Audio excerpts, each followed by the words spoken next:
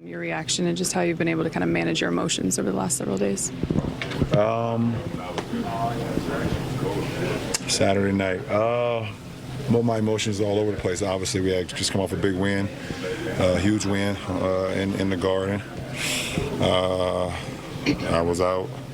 I mean, you guys seen the report. I was out with my family at dinner and got the news. And first time I heard it, I thought it was for sure fake. Thought it was a hoax.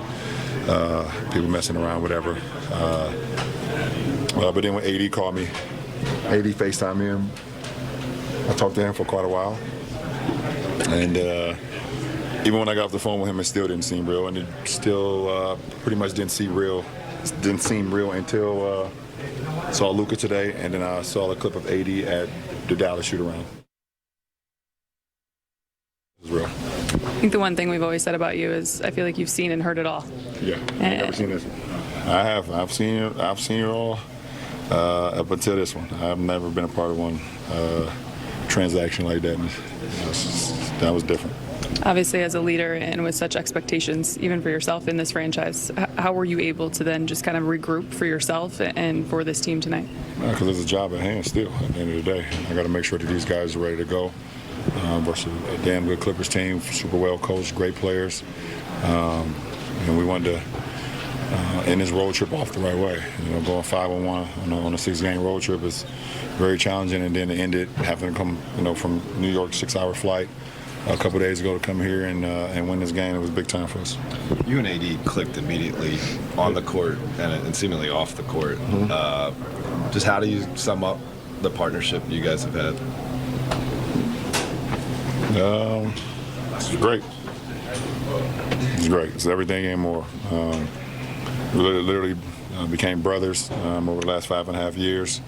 What we was able to accomplish on the floor, obviously that goes without saying, but more importantly, what we was able to accomplish off the floor, just us growing together, knowing each other's families, seeing each other grow, seeing each other's kids grow.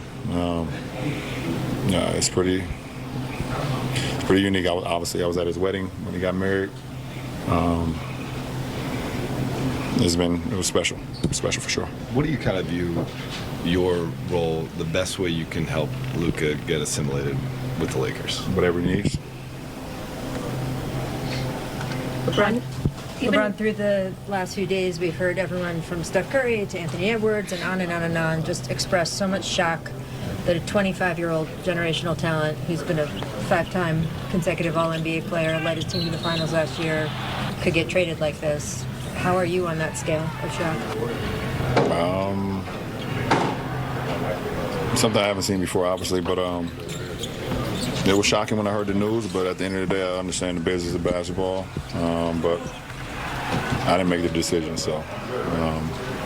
But it was just, shocking in the sense of who was involved, obviously, with Luka and AD. I don't know. I don't have much words for it. Ron, you've been in the league for 22 seasons and obviously seen a lot go down. AD obviously was not only a teammate, but you won a championship with him and a very close friend off the court as well. Can you reveal just sort of what went down during that FaceTime between the two of you in that moment? Or that's on AD. I don't want to, AD called me in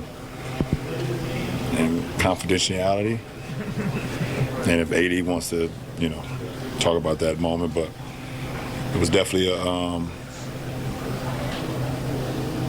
weird, uncomfortable truth moment for us. Just knowing that he was going to be gone, that was very, very difficult, very challenging. I could see how in shock he was, obviously, and you've probably seen it from my face as well. So.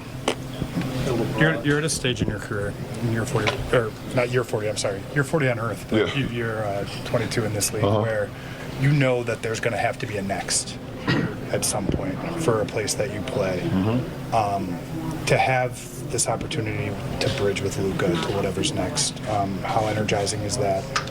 I'm sure there's a lot of complicated feelings right now about all of this, but are you energized by? Yeah, it's kind of hard right now to kind of digest what what it's going to look like on the floor. Obviously, two selfless competitors. Love seeing the success of our teammates. Luka's been my favorite player in the NBA for a while now. I think you guys know that. And I've always just tried to play the game the right way and inspire, the next generation. And Luka happens to be one of them, and now we're teammates. So it would be a very seamless transition. LeBron, I understand that you and Luka are generational talents, but what do you think it will take for this partnership to be really productive as best as it can be? Whatever we want it to be. It won't take long. I can play with anybody. And I think he can as well. So we're going to work well together. Dan was kind of talking about what comes next, and obviously Luka being a part of that. Is there any part of you that's kind of concerned that, already there was some debate around this team, right, about how much of your future do you sacrifice to kind of go all in and kind of maximize your window? Any concerns that because you brought in a young star, that some of these priorities kind of might shift more towards the future rather than the present? What's wrong with that? If I had concerns, I would have waived my no trade clause and got up out of here. And this, So you still feel like you've said earlier this year, right? You still envision yourself finishing your career here? Is that still the case? Listen, I'm here right now. I'm committed to the Lakers organization. I'm here to help Luka and Maxey make the transition as smooth as possible. Smooth been here before, so he already know we won a championship with him in 2020, so I ain't worried about him. But as a leader of the team, as one of the captains of the team, it's my job to make it as seamless as possible. So, Last question. With you being a leader, one thing I've always noticed, you being able to control and dictate the pace of the game. For you, when did that start happening for you, being able to control and dictate? Because a lot of superstars can't do that. Yeah, being able to see plays before they happen, never being too sped up, not letting the defense speed you up, but also just, I guess I was taught the game the right way from my little league coaches all the way into my AAU coaches to my high school coaches. They just taught me to play the game the right way and being able to, telling you're not a leader unless you can inspire the guys around you, you can put guys in the right spot, and you can calm the noise when everything else seems like it's too much. So I've been blessed to be able to play the game and be coached by the right guys, and